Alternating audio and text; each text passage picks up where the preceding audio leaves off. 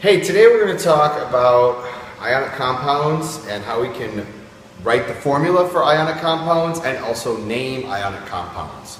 When you do these problems, in each one of these, you're going to be writing in these boxes, we're going to have a first half and a second half. Ionic compounds, at least for our purposes, they're only going to have two parts, so two ions.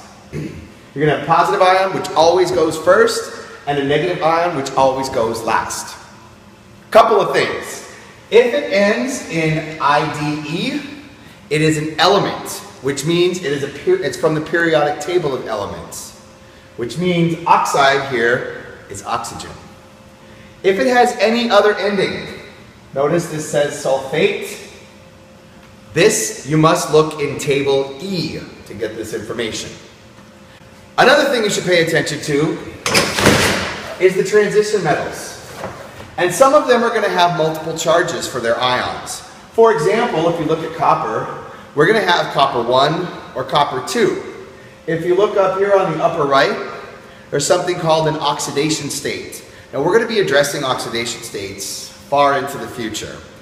But for now, copper, if you look, there's a +1 and a +2, which means the ion is either going to have a +1 charge or a +2 charge.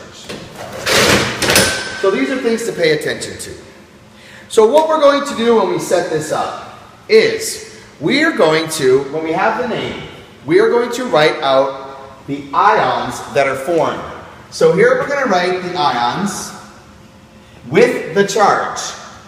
Here we're going to write the quantity, and here we have the overall charge. Okay? So what I want you to do first, if you're given the name of something, you're filling in this part first. Okay? So for lithium, you're going to go to your reference table, your periodic table to be exact, and in the lithium, you're going to write down that you're going to look, notice it's in group 1. So it's going to lose 1 electron. So lithium, we're going to write Li+. Now oxide, oxygen, because it has an IDE ending. Oxygen has 6 valence electrons, it needs 8. So we know that oxygen is going to be a -2, because in order to become an ion, it needs to add 2 electrons. Now if you look here, these numbers both need to be equal down here. So whatever numbers I have down here, they have to be equal every single time, because ionic compounds are both balanced. You got to have the same number of pluses as you do minuses. But since this is a +1 and this is a -2, they both go into 2. So this charge is going to be +2, and this charge has to be an equal but opposite charge, -2. Now, in here, this is a 1. 1 times x equals 2. What does x equal? Again, 1 times x equals 2. X equals 2. 2, not paying attention to the sign as well. 2 times x equals 2. What does that equal? Again, 2 times x is 2. 2 times 1 is 2. Now all you have to do when you write this out is just bring down the quantities. The quantities are always written as subscripts. So we're going to write Li and an O, and then you're going to put down your quantity. So we have 2 lithiums and 1 oxygen. Now you could write a 1, but you're not going to. That's not really the best way to write it. You won't be marked wrong on the regions, but again, we want to look like as intellectual as possible. So you write Li2O. That's lithium oxide. To check this, each lithium is a +1, and you need 2 of them. 1 times 2 is +2. Each oxygen is a -2, and there's only 1 of them. So this is +2, this is -2. All right, let's look at another one. Copper 2 sulfate. A little bit more complicated.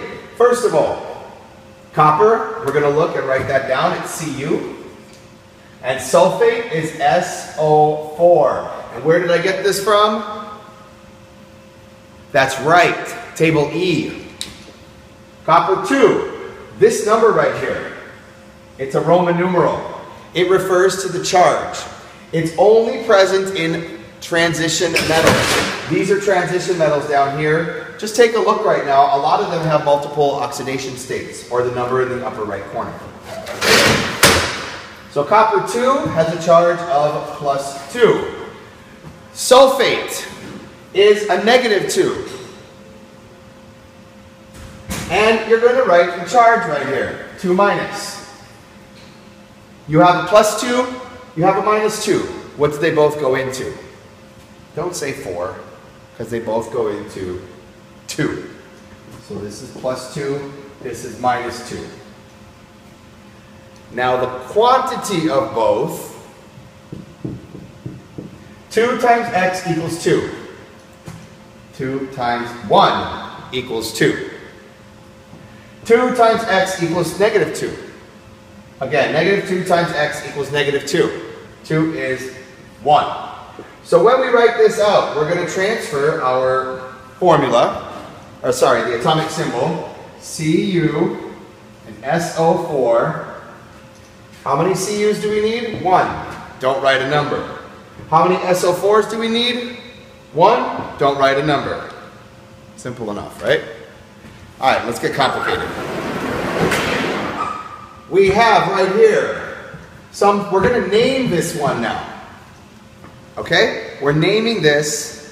We have to figure out our charges and whatnot.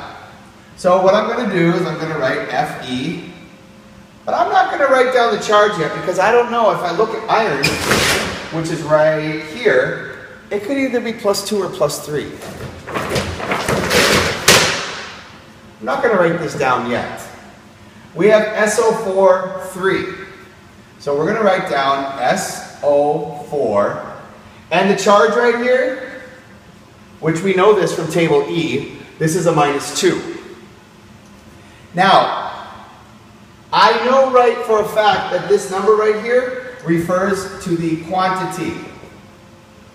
This number, again, is the quantity. So I have 3 SO4s. 2 times 3, -6. Let's go back up here. This number right here also is the quantity. So I have a 2 right here. This number, because this is -6, this has to be +6. X times 2 is 6. Again, x times 2 is 6. X is 3+. Now I know for a fact that there is 2 irons. It's either iron 2 or iron 3. So this right here is iron blank. And this SO4 is always going to be sulfate. Now in our parentheses, this charge refers to the number here. It's iron 3 sulfate. And for these numbers, we have to write Roman numerals. Iron 3 sulfate. Okay, one more. We have copper 1 phosphate. Copper 1 phosphate. Again, copper 1 phosphate. Now, I'm going to write down Cu and a plus. By the way, I'm changing this. I'm going to make it a little bit more complicated. We're going to call it copper 2 phosphate, okay? Copper 2 phosphate. Shh, don't tell anyone. That's a 2+. Phosphate. It doesn't end in IDE, it ends in 8. That means I got to go to table E. Phosphate is PO4 with a 3-. 2 here, 3 here. What do they both go into? They don't go into 2, they don't go into 3. The next number that they go into is 6. Remember, they have to be equal and opposite. 2 times x equals 6. 2 times x, x is 3. 2 times 3 is 6. 3 times x equals 6. 3 times 2. Now this is the only tricky part. I'm just going to erase this right now so you can see all this. We have copper, which is going to be a Cu. And then we have phosphate, which is PO4. Now I need 3 coppers, but I need 2 phosphates. So here's where people screw up. I need to have 2 of these guys. I don't want 2 oxygens, I don't want 2 phosphorus, I want 2 of this whole thing. So I'm going to put parentheses like that. Copper 2, phosphate. Now if you do it like this, without the parentheses, notice it looks like Cu3PO42. That's way wrong. Make sure you put the parentheses and you don't change this identity.